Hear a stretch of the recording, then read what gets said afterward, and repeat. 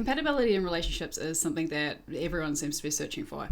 And some people actually claim to have the kind of secret pairing or ideal pairing when it comes to personality types. Holly and I don't believe that there is any kind of ideal type math or any kind of formula that could help you calculate your ideal partner. We think rather that a successful relationship and compatibility rather is connected to a number of factors that probably don't have anything to do with your OP type. Factors such as your stage in life, shared values, those are very important, how you are currently living and how you intend to live in the future, and also fixed and growth mindset. In general, you want a certain amount of commonalities, but then also a lot of complementary factors to bring some spice and curiosity into the relationship. All these factors definitely align for us.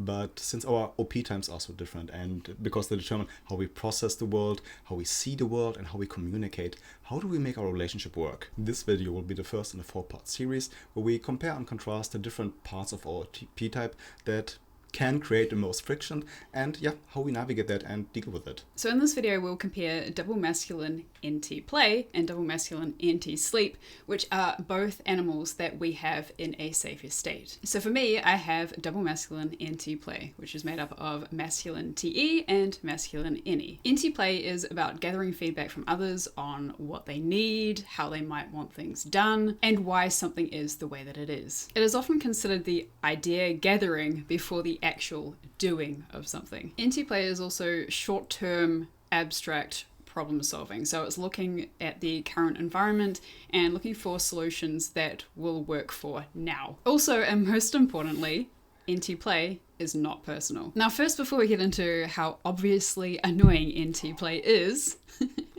let's look at some of the positives. NT play is perfect at the start of a project when you're in the information gathering stage. It's going around asking everyone involved what they want, what they think, and just making sure that everyone has been consulted and that everyone's ideas and opinions are included. It is perfect for problem solving in the moment. If you need a quick fix, NT play is your solution.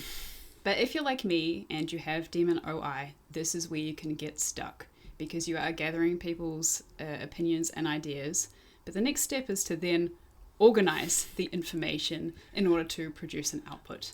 And this is something that I struggle with. So what are the negatives? One of the big negatives is that you feel like you have to stay open just in case something changes, just in case you need to add something new or you have a new idea. This can make others feel like you actually don't have anything under control, which may or may not be true. The people in your life can also feel like you're interrogating them, especially if your NT play happens to be double masculine. I mean, you might think that you're just being helpful, but in actuality, you might just be harassing them. Now, because NT play is only looking at the short term, you will get a solution, but it'll be something like a band-aid fix for the moment, which means that there's a high likelihood that you will have to come back and revisit the solution and find something more long-term at a later date. In comparison to double masculine NT play, what is double masculine NT sleep? So it's of course made up of masculine TI and masculine NI, and it's my second savior animal. So while the NI is technically a demon for me, I still do the NT sleep in a savior state, and I do it a lot. NT sleep is building an inner abstract map of how the world works. It really wants to conclude, it wants to be right, and it's a really personal point of view for how to navigate the world. And the fact that it's double masculine makes the need to conclude and to remain right and to remain unchanged even more extreme. But in general, that map that you have in your head might be more or might be less actually aligned with reality, and with that might be more or might be less effective for actually navigating the world. And anti-sleep is also idea building. You want to take one idea and stack it on top of another without necessarily that much sensory input from the outside world. And with that, it's very much related to envisioning a future, a life path, and narrowing down on possibilities. What are the positives of anti-sleep? It gives you a good self-image and like a foundation to act from in the outside world. In general, it's very much long-term oriented, and it's amazing for system building. It asks, what are the repeatable patterns we need to follow in order to build the future that we want? And it wants to find solution for problems for good. It's especially useful in the later stages of the project after the initial idea gathering, so you can actually make a plan and follow through. And since anti-sleep doesn't have any negatives, we can just move on to the next section. Just kidding. One huge problem that I had throughout my life is that especially the double masculine version can be dangerously rigid. Double masculine anti-sleep builds a way and holds on to the way that it enforces without mercy. It can be very slow to change and to update, and once you find a contradiction in your sleep, it's very painful to process that and let go of parts of yourself in a way. With anti-sleep, I can be very precious about the ideas I talk about and put out, and I do have a fear of disagreement and negative feedback on these ideas. I can also be blind to and completely disregard randomly occurring problems, short-term problems in my environment in favor of stuff that's already pre-processed and that's systemized and that I just prefer doing. Okay, so now we've talked through the positives and the negatives of anti-play and anti-sleep. How have we actually experienced these clashes in the real world and in our relationship? As part of our setup for Practical Personality, I was in charge of setting up the website. Now, this was something that I'd never done before, and I've got to say my anti-play was very excited to fiddle around with Squarespace and find something that fit our brand and worked for the both of us. I had no plan for what I wanted going in, and I knew that I'd be able to figure it out as I went along with Felix's input. Now, in the months leading up, I had created multiple versions of the website, and I thought I'd got it down to something that we both really liked, that we thought would both work for us, and it also fit our brand. 1 week out from our go live date, I started to get concerned that the website that I built didn't align with the extroverted SF spectrum. I thought it might have been too dark and too gloomy. So one day, after work, I decided that I would create another version of the website to see if I could find something that would be more palatable for other people. So when Felix came home from work, I presented him with an unsaved alternative version of the website that, yes, did include some significant changes. And I just wanted to know what he thought about it. Well, I didn't like most of the changes. But the problem was also that I felt completely blindsided what was happening. I didn't expect any of that because we were just 3 days away from the release of the website. And I know we talked about this occurrence in the past. I wrote about it in one of our newsletters, but it just stayed with us because it also clarified for us how we can very easily clash because we have very different expectations of how problems are supposed to be solved and how projects just go. Now in hindsight, I know I was definitely overreacting, but in the moment I felt shocked, I felt attacked, even almost betrayed, and just, I know I'm exaggerating, but that's how it felt. Because I didn't like the changes, I knew I had to talk about it, and I think most of all, I was afraid of the negativity that would come with it, and to talk it all out. And I just didn't expect that this would happen. I didn't think that it was necessary to happen. So first and foremost, I was just terrified of hurting your feelings.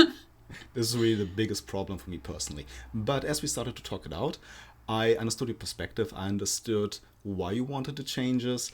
And I think most of the things that you said made a lot of sense. It made sense that you looked at other websites, that you tried to take in the spectrum, that you wanted our website to be a bit more varied in its shape, which I already liked. But I thought in that moment that it would just take more time to implement these changes well. Mm-hmm. And as Holly said, she didn't have any expertise with web design. I didn't have any expertise with web design. So we're just not good at actually doing all that stuff that we maybe have an idea for. And in the end, Holly made maybe 5 or 6 changes to the website. We kept about 1.5 of it. And just decided that for where we're currently at, it would be better to revisit these possible changes in the future because we simply didn't have the time because we had to narrow down. Now, just to add to that and to clarify, as someone with Inplay, me bringing these changes and these ideas to you was not something that was personal. I was just projecting Inplay onto you and hoping for a back and forth with the changes. Yeah, and in terms of anti-play, I completely dropped the ball. Like, I just wasn't able to do it at first. Like, I warmed up to these ideas and to discussion afterwards. Yeah. But like, while Holly projected anti-play on me, I projected anti-sleep on her. In my expectation that she wouldn't do these changes at that moment. And that just clashed in Yeah, in a painful way for the both of us. And also, I completely undercommunicated. Blast did not give you a heads up that I was going to make these changes in the first place. So you were right to feel completely blindsided by it. Yeah, and you were right to feel hurt because I didn't engage the play. Now we've talked about the differences between NT play and NT sleep and the clashes that we have experienced in our everyday lives. Now we're going to talk about the solutions that we have learned to help us deal with the clashes in these situations. Now I know we're at risk of sounding like a broken record with this, but the key, it really is consciousness, because you cannot even begin to fix something if you don't even know that it exists. So the first step is to get conscious. Felix and I had to get conscious of our own behaviors and tendencies in order to know when we're actually starting to push with our double masculine functions and identify when friction is starting to occur. I know that for me, I have the tendency to just ship something out when I feel like it is good enough, and I don't actually want to spend the time going over the finer details to refine something and make it better. And I learned, and I know by now, that I can be easily way too perfectionistic and have my own very subjective standards for how things should be, or how I think things should be. And I can really easily waste a lot of time with that, spending too much time on one thing, on little details, and it just doesn't get finished. And I really need objective outside constraints to control this negative tendency of mine. But the solution that we come back to again and again, that we found is really the key for us after becoming conscious of our tendencies, the next important step is to communicate, yes. To actually articulate what we're conscious of and negotiate that between us, and to do that consistently. Step 2 is to take responsibility. So we had to start taking responsibility for our own behavior rather than just blaming each other for what was happening. When it comes to working together, we have combined our different NTs by adopting a person B approach to projects. So this way we are working with our types and not against them. Now what this looks like is person A is responsible for the overall project and the deliverable, and person B is the supporter. The start of the project is usually seen as a collaborative approach where kind of ideas are gathered and everything is sort of kept at a high level. There's not much detail at this stage, and this works perfectly for my NT play. This is kind of the arena that I love to be in and to work in. And since I have pre-processed that we really should start a project that way, I don't mind to jump in the anti-play arena with Holly at that stage. And it doesn't matter if I'm person A or Holly is person A. This is how we start, and this is how we support each other in the beginning. As the project moves along, more and more anti-sleep comes into the picture, because at some point we need to start to narrow down on these ideas, make a plan.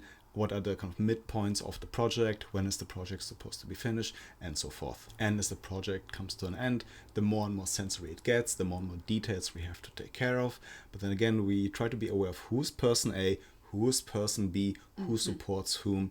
And so we can come to a conclusion with a project that is really what we both wanted from the project. Yeah. But throughout the projects, we really want to stay aware of our individual strengths. Holly is anti-play, my anti-sleep, because we know when we give each other space and when we negotiate and organize the project well together, we'll get the best of both worlds and the best end result.